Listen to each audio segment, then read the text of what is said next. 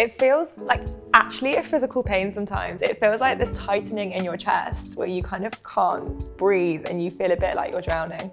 There's a part of you that feels detached from your body, so it's almost like you're above yourself, looking at yourself, but not quite feeling at home. So there is kind of like a void or like an emptiness there.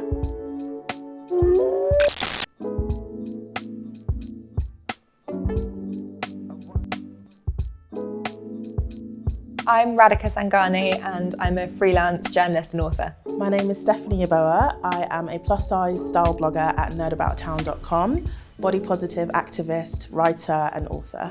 I feel like I've probably experienced loneliness on off throughout my life, in my teens for a little while and also at university. But most recently in my late 20s, I experienced loneliness again. My experience with loneliness started predominantly in secondary school, as I was quite a quiet child and I was getting bullied a lot because of how I looked. Growing up, it was incredibly difficult to make friends, couldn't really speak to my family about how I was feeling. So it was just this constant sense of isolation and loneliness. You know, the friends I'd had my whole life, they were all starting to settle down. They were in really stable jobs. They were starting to get married and some of them having kids now.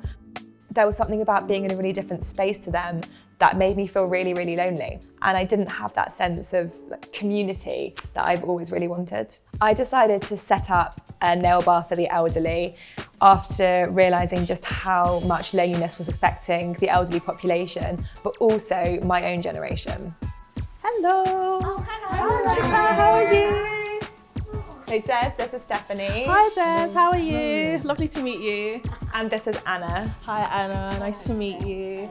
So I've heard about what you do here and I wanted to know, what was it about doing nails for the elderly that made you interested in doing this? There was a lot in the newspapers about loneliness and especially with the elderly. I felt really sad to hear about so many lonely people living in my neighbourhood.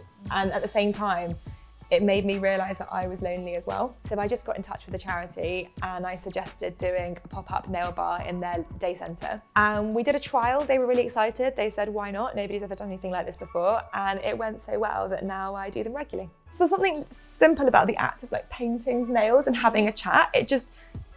It's, I don't know, it's like a bonding activity that means you can kind of talk to each other and share things. I just love hearing about other people's lives. It takes me out of my own head. Yeah. Sometimes the things people say to me make me realise just how lucky I am.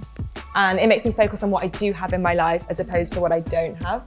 I would definitely say speaking out about how you feel is so important, because the more you hide it, the worse it can become and it can manifest. I do a bit of volunteering myself. Oh, okay. Yeah. I play the guitar every Thursday.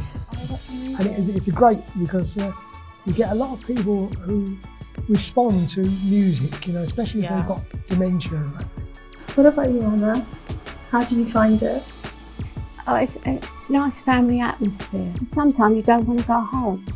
Oh, I really enjoyed that actually. Did you? Yeah. How does it make you feel? It just makes me feel like just really warm inside, and then just having a conversation and just sort of hearing your experiences as well. But it's really sort of uplifting to kind of speak to people about how they interpret it and the things that they can do to combat it as well. So yeah, no, I really appreciate it. There are practical things that you can do, like, you know, making new friends or joining organisations or whatever, trying to find hobbies, but also it is really important to accept it. And there is something to be said about sitting in your loneliness and just realising it's a normal human emotion and you don't just have to immediately cover it up and distract yourself from it. Once you can find something in common with somebody, it kind of gives you a sense of ease about knowing that you're not the only one going through this.